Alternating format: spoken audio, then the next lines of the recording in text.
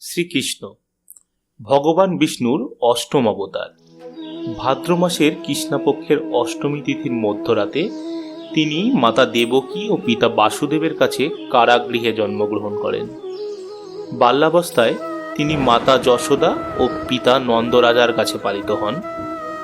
13 বছর বয়সে তিনি তার অত্যাচারী মামা কংসকে হত্যা করে মথুরায় শান্তি প্রতিষ্ঠা করেন। সর্বশক্তিমান হওয়া সত্ত্বেও তিনি মহাভারতে অর্জুনের রথের সারথি ছিলেন, তাই তিনি পার্থসারথী নামেও পরিচিত। এবং এই কুরুক্ষেত্রেই তিনি বজরংবলী, অর্জুন তথা বিশ্ব সংসারকে ভগবদ্গীতার জ্ঞান প্রদান করেন। তার জন্ম উৎসব সারা বিশ্বে নানাভাবে উদযাপন করা হয়, যেমন নৃত্যনাটক রাসলীলা বা কৃষ্ণলীলা ও দহিহান্ডি পালিত হয়।